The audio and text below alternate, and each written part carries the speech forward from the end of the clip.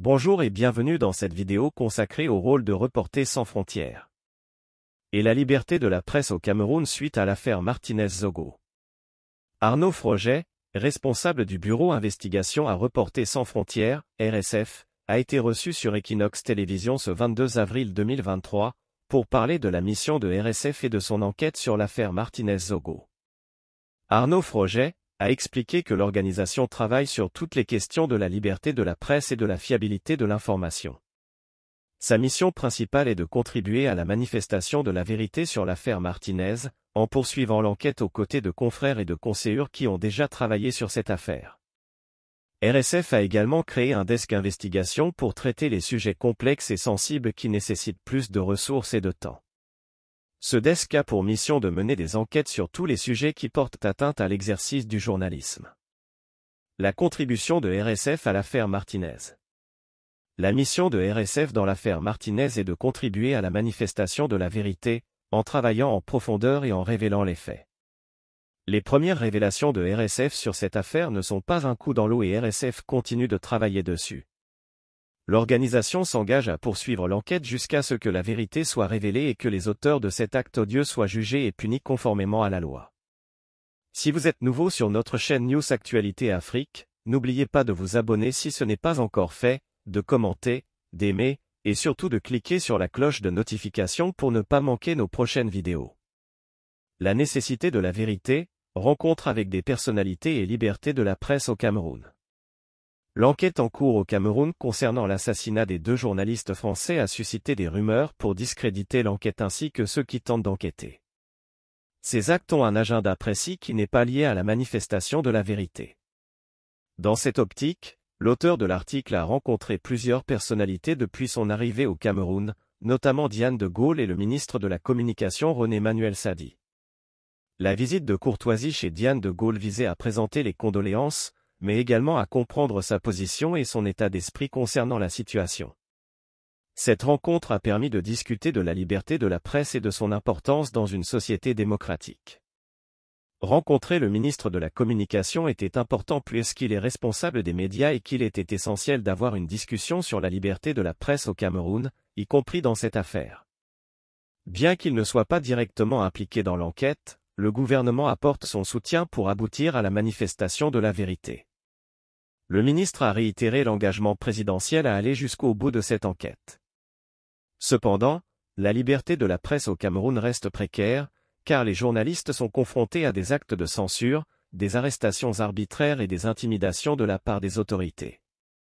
En 2020, Reporters sans frontières, RSF, a classé le Cameroun à la 134e place sur 180 pays dans son classement annuel de la liberté de la presse. Les journalistes qui critiquent le gouvernement risquent de perdre leur emploi ou de faire l'objet de poursuites judiciaires. En outre, la couverture médiatique des régions anglophones du pays est souvent limitée en raison des tensions politiques et des conflits armés qui y sévissent depuis plusieurs années. Malgré ces obstacles, de nombreux journalistes au Cameroun continuent de travailler avec courage pour informer la population et défendre la liberté de la presse. RSF travaille sur toutes les questions de la liberté de la presse, de la fiabilité de la qualité de l'information et de la manifestation de la vérité. La mission de RSF est de contribuer à la liberté d'expression des journalistes et à la lutte contre la censure. Le bureau investigation de RSF a été créé pour traiter en profondeur les sujets les plus complexes et les plus sensibles, tels que les atteintes à l'exercice du journalisme, les crimes contre les journalistes, les sociétés qui pratiquent la censure ou la surveillance et les poursuites judiciaires abusives. L'affaire Martinez-Zogo est une enquête en cours pour laquelle RSF a choisi d'investir ses ressources et son temps pour contribuer à la manifestation de la vérité. Cette affaire est très sensible et nécessite une enquête approfondie pour identifier les responsables de ce crime odieux et pour qu'ils soient traduits en justice. Des accusations ont été portées contre Arnaud Froget en lien avec l'affaire Martinez-Zogo. Cependant, il n'a pas souhaité s'exprimer à ce sujet. En résumé, Reporters sans frontières, à travers son bureau investigation, s'attache à lutter contre la censure et les atteintes à la liberté de la presse. L'enquête en cours sur l'affaire Martinez-Zogo est une mission importante pour RSF qui s'investit pour contribuer à la manifestation de la vérité. Enquête au Cameroun, des tentatives pour discréditer le journalisme et la manifestation de la vérité. Depuis la mise en place d'une enquête au Cameroun, on constate des tentatives pour discréditer les personnes qui essaient d'enquêter. Ces actes ont pour but de discréditer l'enquête en cours et le travail des enquêteurs. Il est clair que tout cela est motivé par un agenda spécifique qui n'est pas celui du journalisme et de la manifestation de la vérité. Une visite au Cameroun a été effectuée récemment, mais l'identité des personnes rencontrées n'est pas dévoilée pour des raisons de confidentialité. Toutefois, une liste non exhaustive de personnes qui ont été rencontrées a été fournie. Les rencontres étaient principalement de courtoisie et avaient pour but de prendre des nouvelles des personnes rencontrées. Les personnes rencontrées incluent la femme de Diane de Gaulle de Martin et le ministre de la Communication, René-Manuel Sadi. Le ministre de la Communication, en tant que ministre de tutelle des médias, a été interrogé sur l'affaire en question. Bien qu'il ne soit pas directement impliqué dans l'enquête, son implication est importante pour soutenir les enquêteurs. Il n'a pas pris de position technique sur les communications, mais a réitéré le message présidentiel selon lequel il faut aller jusqu'au bout de l'enquête. Cette déclaration est accueillie favorablement, mais les enquêteurs espèrent que cela se traduira par des actes concrets. Les personnes rencontrées ont également abordé la question de la liberté de la presse au Cameroun. Les autorités affirment souvent que la liberté de ton est totale et qu'il y a un nombre pléthorique d'organes de presse. Cependant, les enquêteurs soulignent que la presse est vulnérable d'un point de vue économique. Cette vulnérabilité nuit à l'indépendance du journalisme, car les journalistes sont facilement achetables et peuvent être influencés. Ils peuvent alors faire de la communication au lieu de faire du journalisme. En conclusion, les enquêteurs continuent leur travail pour la manifestation de la vérité. Bien que des tentatives de discrédit aient été menées, ils sont déterminés à poursuivre leur mission. La liberté de la presse au Cameroun reste une préoccupation majeure, et les enquêteurs continueront de plaider pour une presse plus indépendante et moins vulnérable aux influences économiques. L'importance de l'accès au dossier de procédure dans l'affaire Martinez de Gaulle. Introduction. Dans cette affaire, il est compréhensible que l'accès total et complet au dossier ne puisse être garanti, étant donné la nature extrêmement sensible du dossier. Néanmoins, cela pose un certain nombre de problèmes pour les parties prenantes, que ce soit les victimes ou la défense. Problème pour la défense. La défense est confrontée à un certain nombre de problèmes en n'ayant pas accès au dossier de procédure, notamment ne pas savoir ce qu'il y a contre les uns ou les autres. Ne pas être en mesure de défendre pleinement des clients inculpés et poursuivis pour des faits très graves.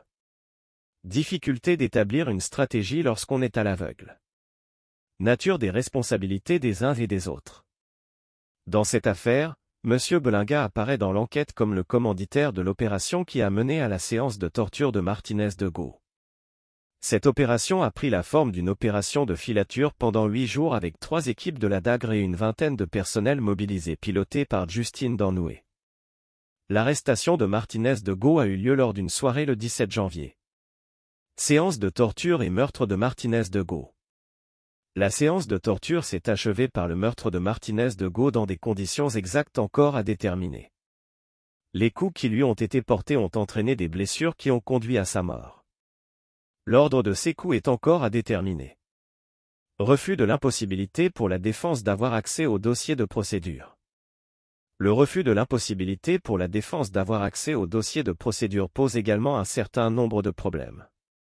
En effet, il y a 2 décisions de justice qui ont été prises, le juge du tribunal militaire qui a rejeté l'accès au dossier et la cour d'appel du centre qui a elle-même confirmé cette décision. Cela pose des problèmes pour les droits de la défense et des parties prenantes, car l'accès au dossier ne pourrait se faire qu'à l'ouverture du procès, ce qui est difficilement concevable pour une personne en détention préventive. En effet, la défense ne peut pas avoir d'éléments pour défendre son client et récupère ces éléments à la dernière minute, ce qui ne lui permet pas d'organiser les recours possibles en amont de l'ouverture du procès. Importance du travail des journalistes. Il est absolument essentiel que les journalistes continuent à enquêter sur cette affaire, car l'enquête judiciaire et l'enquête journalistique sont 2 enquêtes qui vivent leur propre chemin. Parfois, ce qu'on trouve va dans le sens de la justice, et parfois elles peuvent diverger. Il peut y avoir une vérité factuelle basée sur des témoignages et des éléments qui ont été trouvés qui ne sont pas forcément dans la procédure et qui semblent importants pour la manifestation de difficulté pour les journalistes d'accéder à l'information dans le monde. Les journalistes à travers le monde ont souvent des difficultés à accéder à l'information en raison de la censure et des mesures répressives prises par les gouvernements. Les journalistes qui tentent de divulguer des informations importantes peuvent être arrêtés, emprisonnés, voire même tués dans certains cas. Dans cet article, nous examinerons quelques exemples de pays où l'accès à l'information pour les journalistes est limité. Ukraine. En mars 2022, un correspondant de l'agence de presse ukrainienne a été arrêté par les forces russes, en même temps qu'un certain nombre de civils, dont des journalistes. Le correspondant a été transporté dans une prison en Russie via la Biélorussie. Bien que des preuves montrant qu'il était détenu en Russie aient été rassemblées, les autorités russes ont refusé de répondre aux demandes d'informations sur sa situation. Chine. L'accès à l'information pour les journalistes en Chine est limité. Les journalistes qui travaillent dans le pays risquent d'être arrêtés ou harcelés par les autorités. La Chine est connue pour sa censure stricte et sa surveillance constante de la population, ce qui rend difficile pour les journalistes de travailler dans le pays sans crainte de représailles. Afrique. Dans certains pays d'Afrique, il est également difficile pour les journalistes d'accéder à l'information. Les journalistes qui tentent de couvrir des sujets sensibles peuvent être arrêtés ou même tués. Par exemple, un rapport récent sur le journalisme au Mali a révélé que les journalistes travaillant en dehors des capitales étaient confrontés à de nombreuses difficultés, notamment des menaces de violence physique. Dans l'ensemble, l'accès à l'information pour les journalistes est limité dans de nombreux pays du monde. Les gouvernements qui cherchent à cacher des informations sensibles sont souvent prêts à prendre des mesures drastiques pour empêcher les journalistes d'accéder à ces informations. Les journalistes qui travaillent dans ces pays doivent faire preuve d'une grande prudence pour s'assurer de leur sécurité tout en faisant leur travail. Nous arrivons à la fin de cette vidéo, nous vous remercions pour votre temps et encore une fois, si vous êtes nouveau sur notre chaîne News Actualité Afrique consacrée à l'actualité africaine, n'oubliez pas de vous abonner si ce n'est pas encore fait, de commenter, n'oubliez pas d'aimer, et surtout de cliquer sur la cloche de notification pour ne pas manquer nos prochaines vidéos.